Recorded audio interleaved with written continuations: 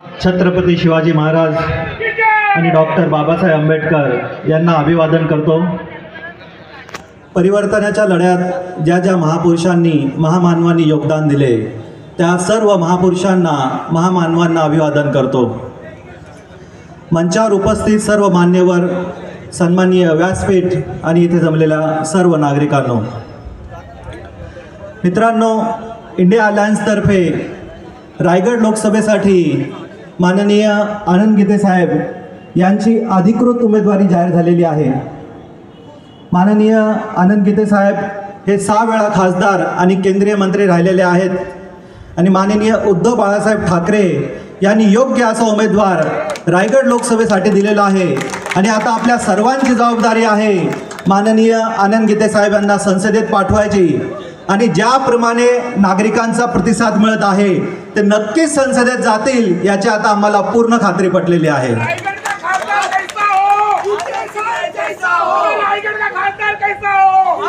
मित्रांनो, ही जी निवडणूक आहे ही ग्रामपंचायत, नगरपंचायत, महानगरपालिका किंवा आमदारकीची निवडणूक नाही, ही निवडणूक लोकसभेची आहे।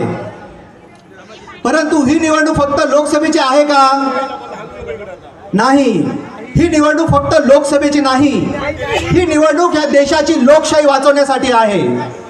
ही निवडणूक या देशाच्या संविधानाच्या अस्तित्वाची आहे। ही निवडणूक या महाराष्ट्राच्या स्वाभिमानाची आहे।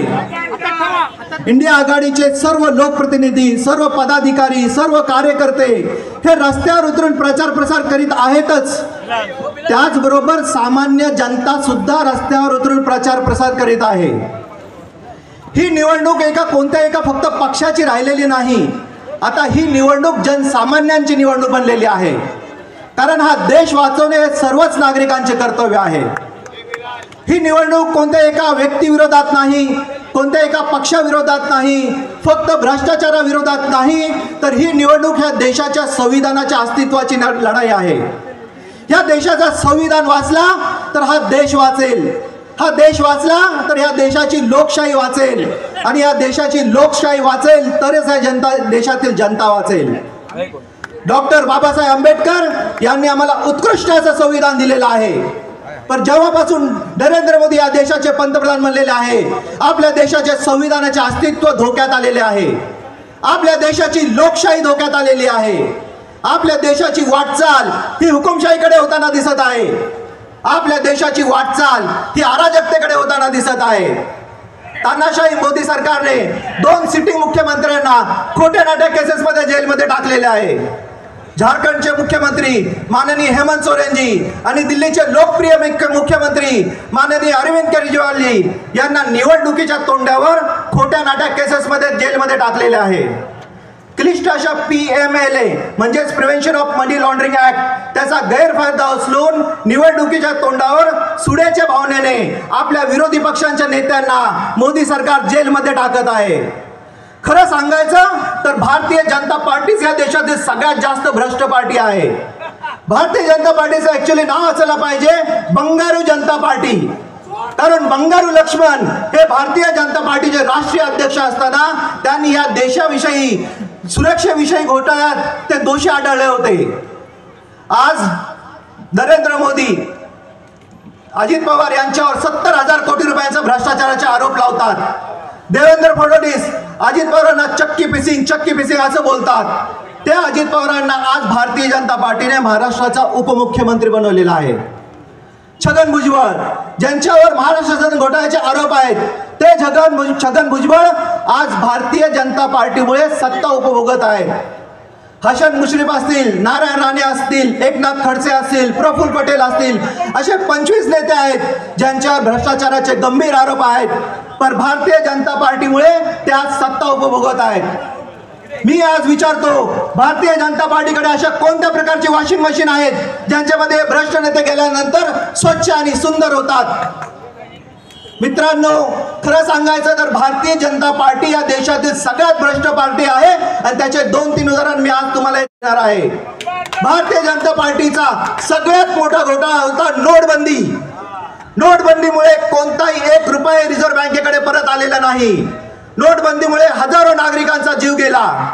नोटबंदीमुळे 1 रुपया परत आलेला नाही आणि 15 लाख रुपये तुमच्या खात्यात येणार, हा फक्त एक जुमला होता. आता हे लोकांच्या लक्षात आलेले आहे. भारतीय जनता पार्टीचा सगळ्यात मोठा दुसरा घोटाळा पीएम केअर फंड. कोविड काळात पीएम केअर फंड सुरू करण्यात आला होता. त्याच्यात हजारो लाखो रुपये जमा झाले होते. तो पीएम केअर फंड आरटीआयच्या अंतर्गत येत नाही. त्याचे पैसे कुठे खर्च झाले अजून कोणालाही काही माहिती अवेलेबल नाही आहे. तिसरा सगळ्यात मोठा घोटाळा, ज्याची जर व्यवस्थित चौकशी झाली तर अख्खीच्या अख्खी भारतीय जनता पार्टी हे जेलमध्ये जाऊ शकते, तो आहे निवडणूक रोखे, म्हणजेच इलेक्ट्रॉल बॉन्ड, म्हणजेच चंदे का धंदा. 6,500 कोटी रुपये भारतीय जनता पार्टीने चंदा घेतला. ज्या लोकांनी चंदा दिला त्यांना मोठे मोठे ठेके देण्यात आले, त्यांच्यावर ईडीच्या सीबीआयच्या केसेस मागे घेण्यात आले किंवा त्यांचे भारतीय जनता पार्टीमध्ये प्रवेश करण्यात आले. मित्रांनो, भारतीय जनता पार्टीचा एकच स्लोगन आहे, खोटं बोला आणि रेटून बोला. जीएसटीच्या मार्फत त्यांनी हजारो छोटे कारखानदारांना उद्ध्वस्त केलं. अदानी अंबानी सारख्या मोठ्या असामींना त्याचा फायदा झाला. अदानी जो श्रीमंतीमध्ये 133व्या क्रमांकावर होता तो आज 3ऱ्या क्रमांकावर गेला आहे. ह्या देशातील रेल, तेल, सगळे एअरपोर्ट अदानीला फुकटच्या भावामध्ये देण्यात आलेले आहे. मोदी सरकारचा फक्त एकच एजेंडा आहे, प्रोपोगंडा प्रोपोगंडा प्रोपोगंडा. आता त्यांनी एक प्रोपोगंडा चालवलेला आहे, इस बार 400 पार. त्यांनी असाच प्रोपोगंडा पश्चिम बंगालमध्ये चालवला होता, इस बार 200 पार. तिथं त्यांचे फक्त 70 सीट आलेत. त्यांनी असाच प्रोपोगंडा दिल्लीमध्ये चालवला होता, इस बार 40 पार. तिथं त्यांचे फक्त 8 सीट आलेस. त्यांनी असाच प्रोपोगंडा महाराष्ट्रामध्ये चालवला होता, इस बार 150 पार. तिथं फक्त त्यांचे 105 सीट आले. आता जे तो प्रोपोगंडा चालत आहे, इस बार 400 पार 400 पार 400 पार, महाराष्ट्राची जनता बोलत आहे, इस बार तडीपार तडीपार तडीपार. मोदी सरकार हे फक्त प्रोपोगंडाचं सरकार आहे. आता मोदी सरकारच्या मोठ्या मोठ्या जाहिराती येत आहे, भाई और बहनों ये मोदी की गॅरंटी आहे. मोदीने अशीच गॅरंटी दिली होती रोजगाराबाबत का ह्या देशातील दरवर्षी ते 2 करोड रोजगार उपलब्ध करून देणार होते. मागील 10 वर्षात त्यांना 20 करोड रोजगार उपलब्ध करून द्यायचे होते, परंतु कोणत्याही प्रकारचे ते रोजगार उपलब्ध करून देऊ शकले नाहीत. मोदींची गॅरंटी फेल झालेली आहे. महिला सुरक्षेबाबत मोदींची गॅरंटी फेल झालेली आहे. आज मणिपूरमध्ये महिलांची नग्न धिंड काढण्यात येत आहे, महिलांवर अत्याचार होत आहे. मोदींची गॅरंटी पूर्णतः फेल झालेली आहे. महंगाईबाबत मोदींची गॅरंटी फेल झालेली आहे. आज 400चा सिलेंडर 1000 पार झालेला आहे. मोदींची गॅरंटी इथे सुद्धा फेल झालेली आहे. मित्रांनो, जेव्हा आपण बाजारातून टीव्ही घेतो, फ्रीज घेतो, जेव्हा त्याची गॅरंटी फेल होते तर ती वस्तू आपण बदलून घेतो, ती वस्तू आपण बदलतो. आता या देशाचे पंतप्रधानांची गॅरंटी फेल झालेली आहे. आता वेळ आलेली आहे या देशाचा पंतप्रधान बदलण्याची. आपल्याला आनंद गीते साहेबांना आता संसदेत पाठवण्याची गरज आहे. आनंद गीते साहेबांना ह्या 7 तारखेला आपल्याला संसदेत पाठवायचे आहे. मित्रांनो, नरेंद्र मोदी आपल्या भाषणात बोलतात, ह्या देशातील 80 करोड परिवारांना त्यांनी